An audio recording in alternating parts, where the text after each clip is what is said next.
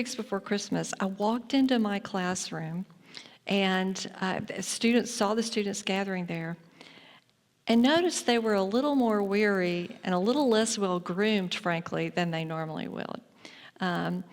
We had a big paper due that day, and it looked as if some of my fellow students had sort of worked right up to the last minute and then just thrown themselves together, to come to class. One young man in particular looked very different. It looked like he hadn't shaved in several days. And I thought to myself, I knew he had a couple of really young children at home, and I thought to myself, poor Greg, he must have had a really bad week. But when I asked him about it, he said, oh no, I'm fine. I'm growing a beard on purpose. He had been cast to star as Joseph in their church's Christmas pageant. He was so excited about playing that part. He was really looking forward to it. But he said the funny thing was, there was this one woman at his church. Ever since the parts were announced, she kept coming up to him and giving him recommendations about what Joseph should say or how Joseph should say it.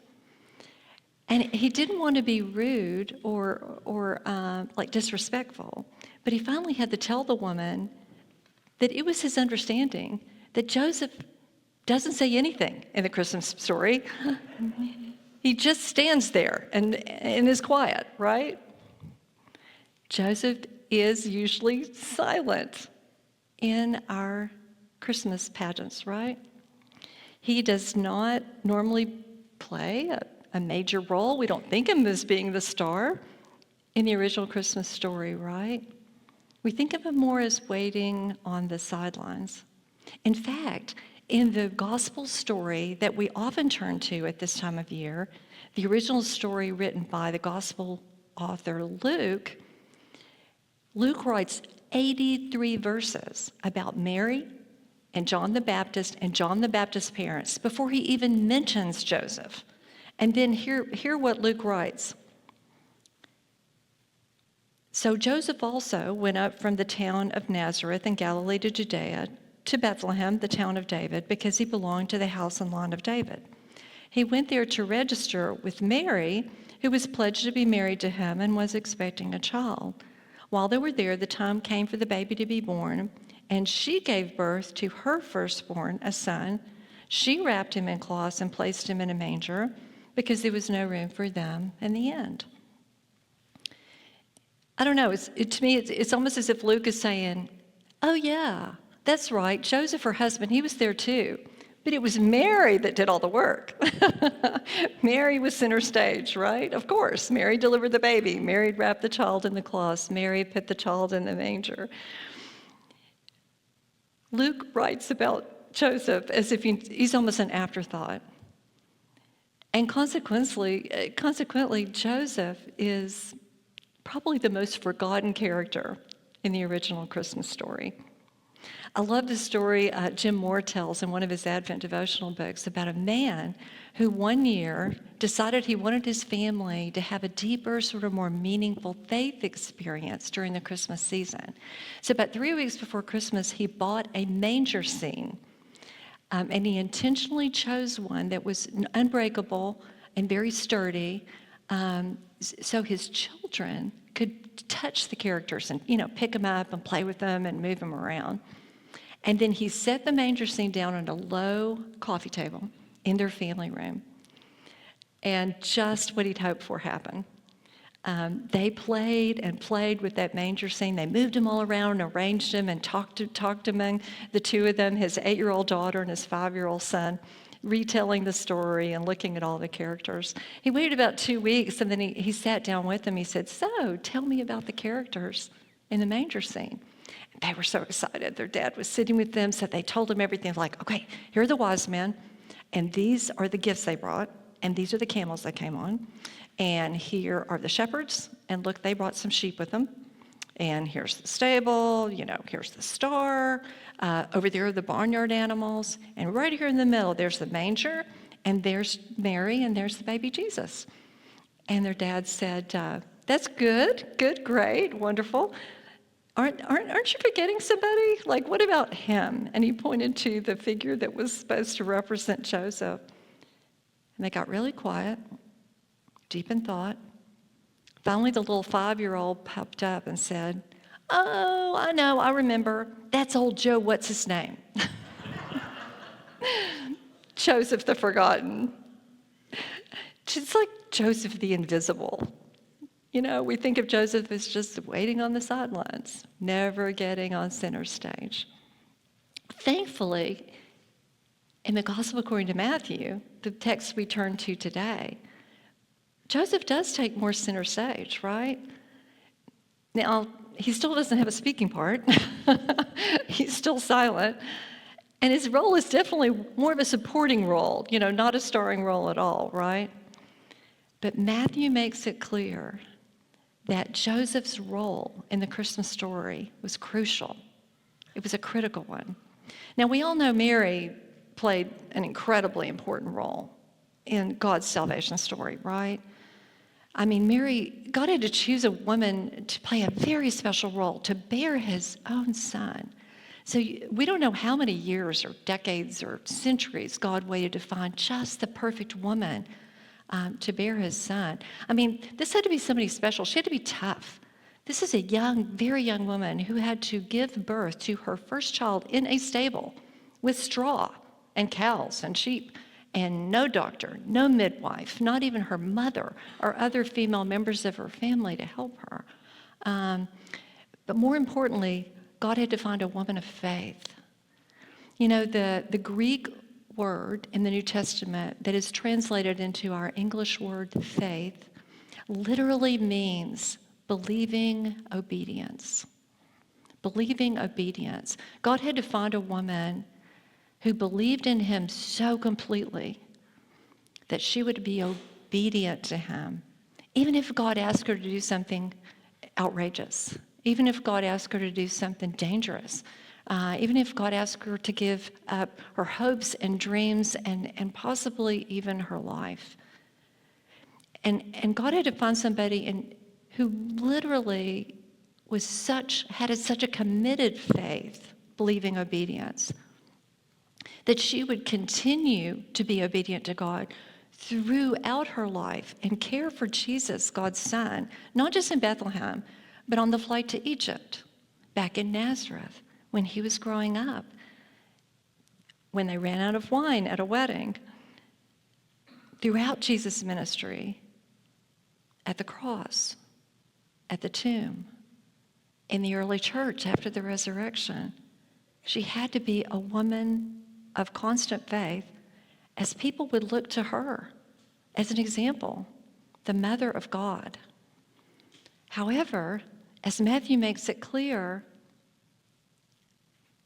God also needed a man of faith to support Mary, someone she could count on, someone who believed in God and would also be obedient to him and obedient to the angel's commands.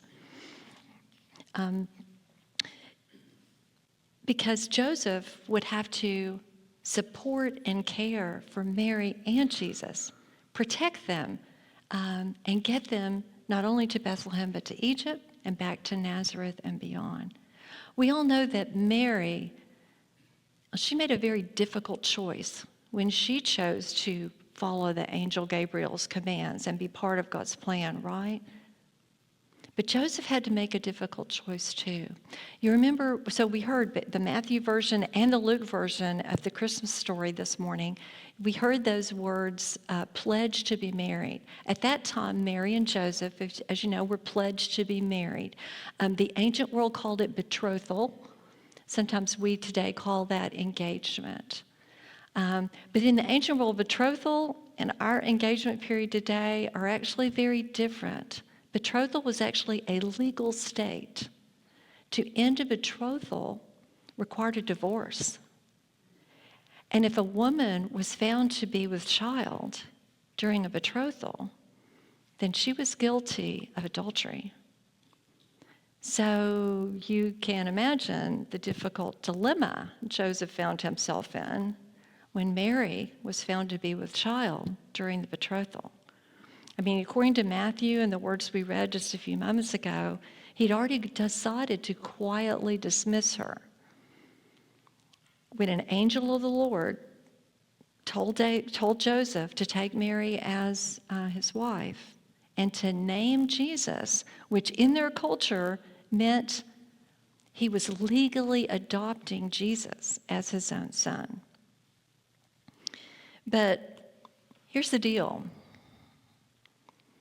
Like Mary, like you and me, Joseph had a choice. Joseph was given the gift of free will, the freedom of choice by God, just like you and me, just like Mary. He didn't have to marry her. He didn't have to take Jesus as his son.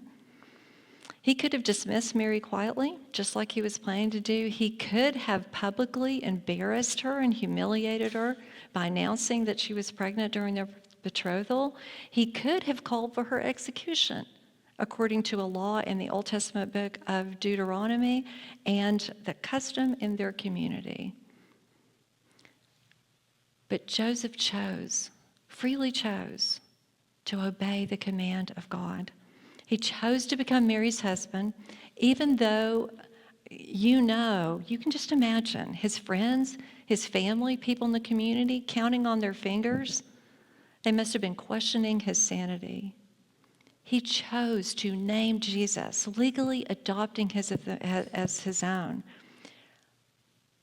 which brought Jesus into the family of the house of David, fulfilling the prophecy of the prophet saying that the Messiah for whom the Jews had waited for hundreds of years would come from the house of David. But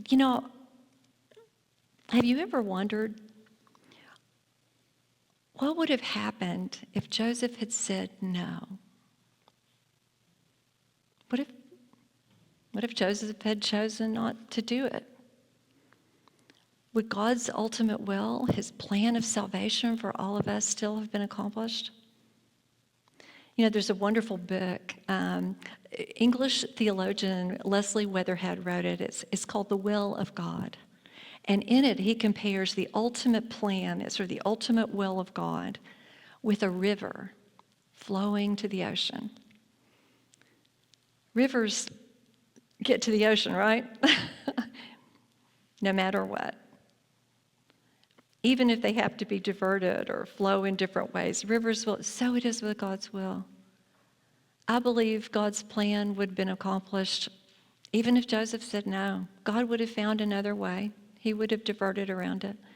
Even if Mary had said no, God's ultimate plan would have been accomplished. But it wouldn't have been accomplished through them. They wouldn't have been able to allow the will of God, the Holy Spirit, to flow through them. They wouldn't have been part of God's salvation plan. And the same is true with you and me, friends. God's ultimate will be accomplished with or without you or me. We can choose to be part of it.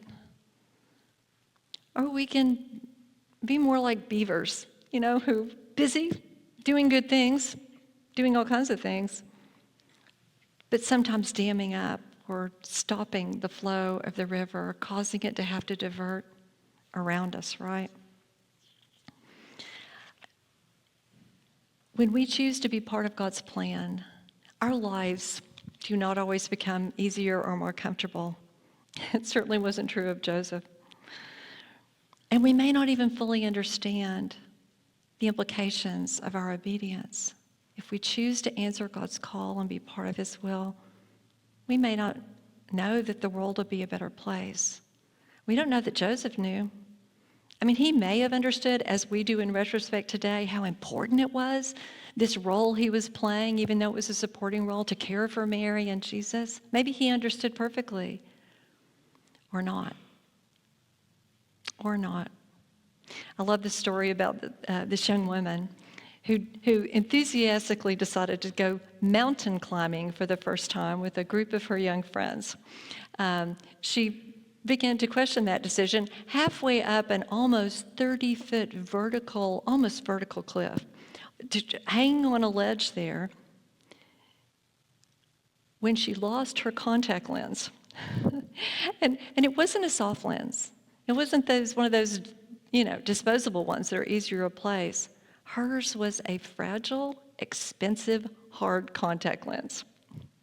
So she looked around for the lens when she realized it was gone, you know, as best she could, closing one eye and everything. And she called to her friends nearby and asked them to look. But none of them really expected to find a contact lens on a cliff, right? So she said a silent prayer, Lord, I know this is silly, but I really need this contact lens. Please help me if it be your will. Well, later, down at the base of the mountain, she and her friends were walking towards their car, and they see a group of students walking toward them who had followed them up the cliff. And as they got closer together, one of the students called out, "Hey, did any of y'all lose a contact lens up there?" Well, shocked, the young woman said, "Yes, I lost it. It's mine. How on earth did you find it?" And the student said, "Well, I probably wouldn't have noticed it, except the light was reflecting off of it because it was on that ledge about halfway up there being carried by a single ant." The author who told the story imagined what that ant must have been praying.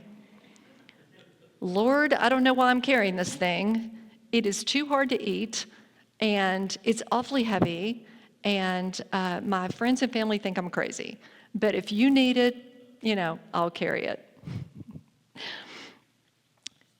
When Joseph made the choice to take Mary as his wife and to adopt Jesus, he may have seen the whole big picture. He may have seen clearly that because of him, all Jews, all of us, would be given the gift of salvation through his son Jesus. Or he may have been more like that ant. Lord, I don't know why I'm marrying this woman and caring for this child because my friends and family think I'm crazy. And this is really, really hard. We don't know. But we do know that Joseph had a choice. And so do we.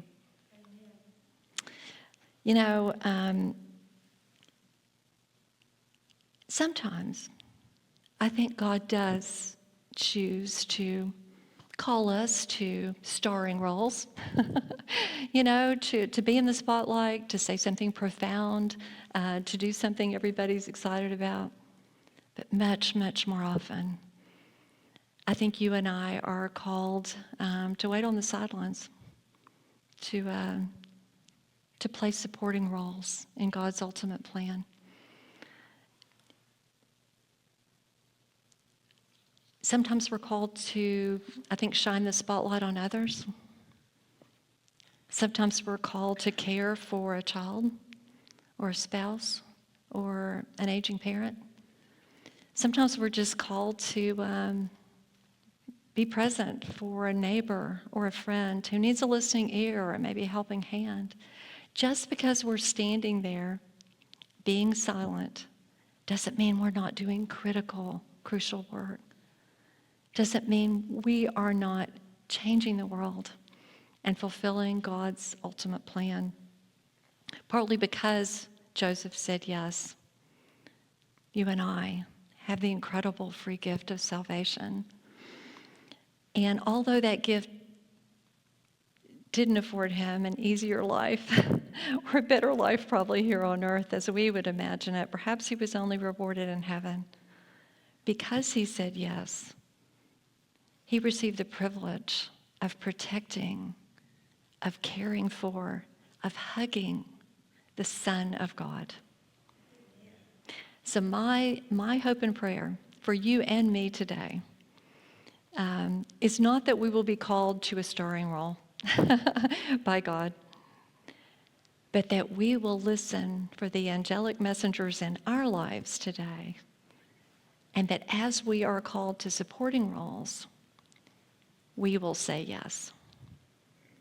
And that as we support others, our brothers and sisters in Christ, God's precious children, that not only would they receive God's love through us, but we'll feel God's love from them.